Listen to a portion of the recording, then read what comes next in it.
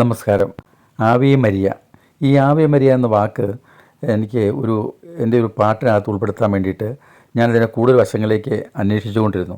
അന്വേഷിച്ചപ്പോൾ എനിക്ക് മനസ്സിലായത് ആവേ മരിയ എന്നുള്ളതും ഹെയിൽ മേരി എന്നുള്ളതും നന്മ നിറഞ്ഞ മറിയം എന്നുള്ളതും മൂന്നും ഒരേ പ്രാർത്ഥനയാണ്.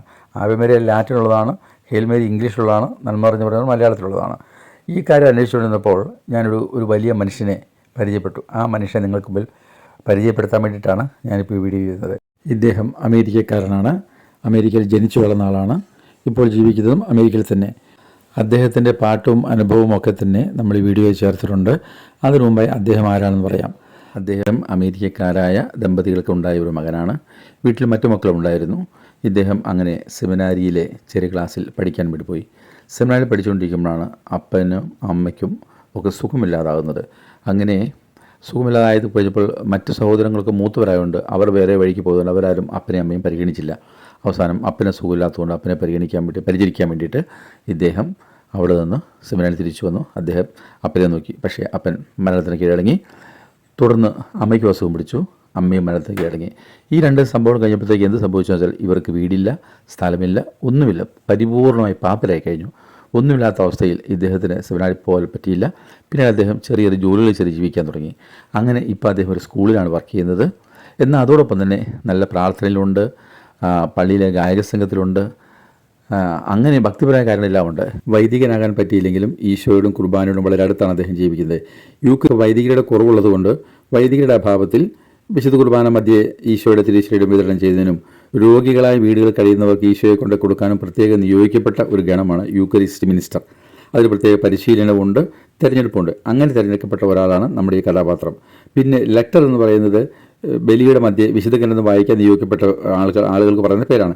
അതിലും ഇദ്ദേഹം നിയോഗിക്കപ്പെട്ടിട്ടുണ്ട്. അങ്ങനെ ഈശോയോടും കുർബാനയോടും ഏറ്റവും അടുത്താണ് അദ്ദേഹം ജീവിക്കുന്നത്. കൂടാതെ വലിയ ഗായക സംഘത്തിലെ ഹാർമണിയായി പാടുന്ന കോറസ് പാടുന്നതിനകത്ത് ഫീമെയിൽ സിംഗേഴ്സിന് പറയുന്ന പേര് സോപ്പരാനോ എന്നാണ്. അത് മെയിൽ സിംഗേഴ്സിന് പറയുന്നത് ടെണർ എന്നാണ്. ഈ ടെണർ ആയി അദ്ദേഹവും ഇവിടെ വർക്ക് ചെയ്യുന്നുണ്ട്.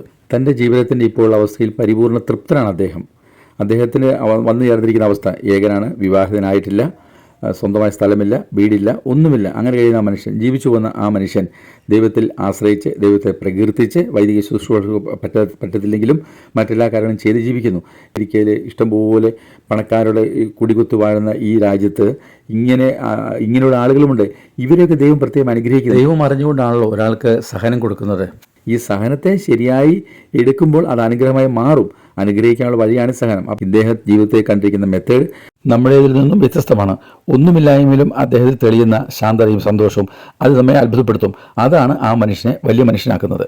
ആവേ മരിയ എന്ന പാട്ട് ഇവർ എവിടേക്കാണ് ഉപയോഗിക്കുന്നത്, ആവേ മരിയയുടെ കാര്യങ്ങൾ, ഈ കാര്യങ്ങളെക്കുറിച്ചാണ് ഞങ്ങൾ ആദ്യം സംസാരിച്ചത്. Yeah, it's the Ave Maria. That is sung at weddings and funerals. Oh. Funerals sometimes are done, but mostly at weddings. Weddings, okay. Weddings, yeah. It's very common in the Catholic Church to sing that, the Ave Maria. In the middle.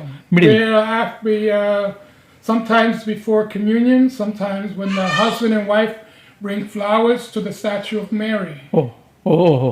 They bring flowers, so they sing that song. Because you're giving flowers to Mary, so it's just more appropriate to sing that particular song. Or during the offertory, when you bring up the gifts to the priest, that you could do that song there too. Or during communion, there's different parts you could sing it to. It's Latin. Latin. Yes, not English. What is the meaning?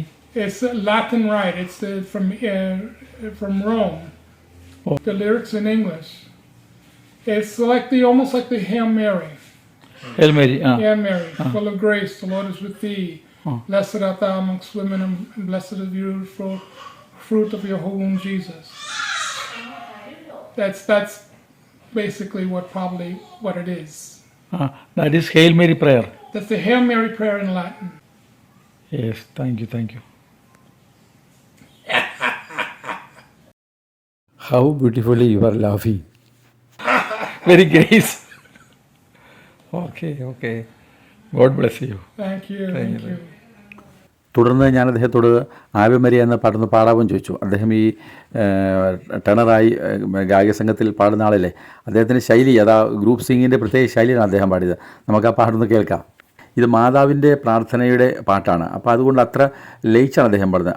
Latin വേർഷനുള്ള പാട്ടാണ് അദ്ദേഹം പാടുന്നത്. അതായത് നമ്മുടെ നന്മ നിറഞ്ഞ മറിയമേ എന്ന് തന്നെ ഗാനരൂപം. നമുക്കത് ശ്രദ്ധയോടെ പ്രാർത്ഥനയോടെ കേൾക്കാം.